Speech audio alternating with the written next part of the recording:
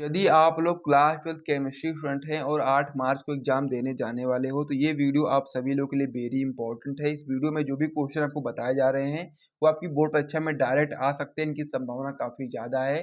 तो इसीलिए ये क्वेश्चन आंसर आप लोग समझ लीजिएगा, इस वीडियो को ध्यान से देख लीजिएगा। बहुत बड़ी वीडियो नहीं होने वाली, लेकिन बहुत ही इंपॉर्टेंट वीडियो आपके लिए जरूर होने वाली है।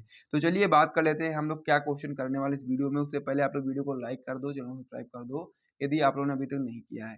तो इसमें जो क्वेश्चन आपका रहने वाला है, पहला क्वेश्चन है लिपिड क्या है, इसके मुख्य कार्य क्या है। ये आपका वेरी इंपॉर्टेंट क्वेश्चन होता है कि लिपिड क्या है और उसके मुख्य कार्य क्या है। तो सबसे पहले आप उत्तर बताओगे लिपिड के बारे में, उसका फिर बताओगे लिपिड के मुख्य कार्य के बारे में। सबसे पहले समझो कि लिपिड क्या होता है। लिपिड में आप बताओगे लिपिड जैव अणुओं के उस विशिष्ट समूह को कहा जाता है, यानी कि जो लिपिड होता है वो जैव अणुओं के उस विशिष्ट समूह को कहा जाता है जो जल में अविलीय होते हैं। यानी कि जो लिपिड होता है वो जैव अणुओं के उस विशिष्ट समूह को कहा जाता है जो जल में अविलीय होते हैं, लेकिन कार्बनिक विलायकों जैसे ईथर, बेंजीन, क्लोरोफॉर्म आदि में विलीय होते हैं। सिंपल सी इसकी परिभाषा है कि लिपिड जैव अणुओं के उस विशिष्ट समूह को कहा जाता है जो जल में कैसे होते हैं, अविलेय होते हैं, लेकिन कार्बनिक विलायकों जैसे कि ईथर, बेंजीन, क्लोरोफॉर्म आदि में विलेय होते हैं। अविलेय का मतलब होता है कि नहीं घुलते हैं और विलेय का मतलब होता है घुल जाते हैं। इस प्रकार से आपको समझना है। तो लिपिड क्या होता है आप समझ गए होंगे कि लिपिड जैव अणुओं के उस विशिष्ट समूह को कहा जाता है जो जल में अविलेय होते हैं, लेकिन कार्बनिक विलायकों जैसे कि ईथर, बेंजीन, क्लोरोफॉर्म आदि में विलेय होते हैं। इसे आप लोग याद कर लीजिएगा। फिर हम लोग आगे बढ़ते हैं। आगे आपका इसमें दिया गया लिपिड के मुख्य कार्य के बारे में, क्योंकि आपको एक क्वेश्चन देखिए, मतलब क्वेश्चन देख रहे हो तो इसमें आपका दो टाइप के क्वेश्चन बन गए। पहला आपका है लिपिड क्या है, दूसरा आपका इसके मुख्य कार्य क्या है। तो ये क्वेश्चन आपकी बोर्ड परीक्षा में 3 या 4 नंबर में आएगा। तो यहाँ पर लिपिड क्या हो तो आप समझ गए होंगे। अब हम लोग बात कर लेते हैं कि लिपिड के कार्य क्या है। तो लिपिड के कार्य में आप बताओगे कि पहला कार्य क्या है, ऊर्जा संचयन में। ठीक है, तो पहला काम क्या करता है लिपिड, ऊर्जा संचयन का काम करता है। दूसरा कार्य क्या है इसका, दूसरे कार्य में बताओगे कोशिका झिल्लियों के संरचनात्मक घटक के रूप में, यानी कि कोशिका झिल्ली जो है उसके संरचनात्मक घटक के रूप में दूसरा पॉइंट हो गया। तीसरा पॉइंट आपका इसमें होता है उपापचय ईंधन के रूप में, यानी कि उपापचय जो ईंधन है उसके रूप में ये होता है। तो लिपिड के मुख्य कार्य मैंने आपको बता दिए हैं। पहला कार्य है ऊर्जा संचयन में, दूसरा कार्य कोशिका झिल्लियों के संरचनात्मक घटक के रूप में, तीसरा कार्य है उपापचय ईंधन के रूप में। इस प्रकार से आपका लिपिड क्या है और साथ ही में इसके मुख्य कार्य क्या है मैंने आपको बता दिया। इसे आप लोग नोट कर लीजिएगा। फिर हम लोग अगले क्वेश्चन की ओर बढ़ते हैं।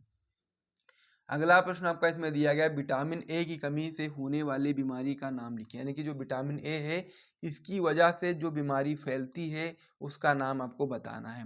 तो उत्तर में आप बताओगे विटामिन ए जो होता है वो रेटिनॉल का जो अणुसूत्र है वो क्या है, C20H30O है। ठीक है, इसकी कमी से क्या होता है, रतौंधी होता है, त्वचा का शुष्क होना एवं कार्निया का धुंधलापन आदि रोग होते हैं। यानी कि इस प्रकार से आप समझ सकते हो कि विटामिन ए यानी कि रेटिनॉल का जो अणुसूत्र होता है C20H30O होता है, और इसकी कमी से रतौंधी रोग होती है, और साथ ही में त्वचा का शुष्क हो जाना होता है, साथ ही में कार्निया का धुंधलापन यानी कि जीरोथैल्मिया यानी कि जीरोथैल्मिया इस प्रकार से आदि रोग उत्पन्न होते हैं। किसकी कमी से, विटामिन ए यानी कि रेटिनॉल की कमी से ये चीजें होती हैं। इस प्रकार के रोग उत्पन्न होते हैं। तो इसे भी आप लोग नोट कर लीजिएगा, याद कर लीजिएगा। फिर हम लोग अगले क्वेश्चन की ओर बढ़ जाते हैं। अगला प्रश्न आपका इसमें दिया गया है प्रति परासरण का उदाहरण सहित अर्थ स्पष्ट कीजिए। वेरी इंपॉर्टेंट क्वेश्चन ये भी होता है। प्रति परासरण का उदाहरण सहित अर्थ स्पष्ट कीजिए। तो उत्तर में आप बताओगे क्या, सबसे पहले आपको क्या बताना है, प्रति परासरण के बारे में बताना है। ठीक है, प्रति जो आपका परासरण इसके बारे में बताना है, साथ ही में इसका उदाहरण भी आपको बताना है। तो उत्तर में आप बताओगे कि यदि परासरण दाब से अधिक दाब विलयन पर लगाया जाता है तो विलायक के अणु विलयन अधिक सांद्रता से शुद्ध विलायक कम सांद्रता की ओर प्रवाहित होने लगते हैं। चूंकि यह क्रिया परासरण के क्रिया के विपरीत दिशा में होती है, इसीलिए यह क्रिया व्युत्क्रम परासरण या फिर प्रति परासरण कहलाती है। सिंपल सी परिभाषा है, समझने लायक है, समझोगे तो समझ में आएगा।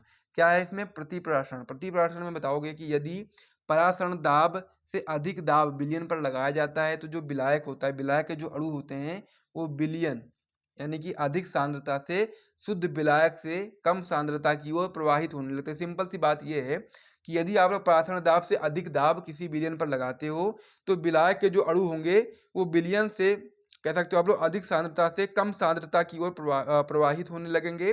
चूँकि यह क्रिया प्रासरण क्रिया के विपरीत दिशा में होती है, इसीलिए हम लोग इसको प्रासरण ना बोल करके प्रतिप्रासरण बोलते हैं या फिर व्युत्क्रम प्रासरण बोलते हैं, क्योंकि इसके विपरीत दिशा में होती है।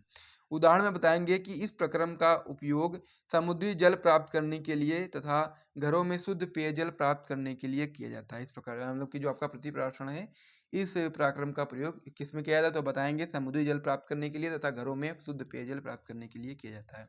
तो इस प्रकार से वाला जो क्वेश्चन था, ये कंप्लीट हो गया है। तो यदि आपको ये भी क्वेश्चन अच्छा लगा है तो वीडियो को लाइक कर दीजिए, चैनल को सब्सक्राइब करिएगा। मिलते हैं नेक्स्ट वीडियो में और भी इंपॉर्टेंट प्रश्नों के साथ में। तब तक के लिए जय हिंद।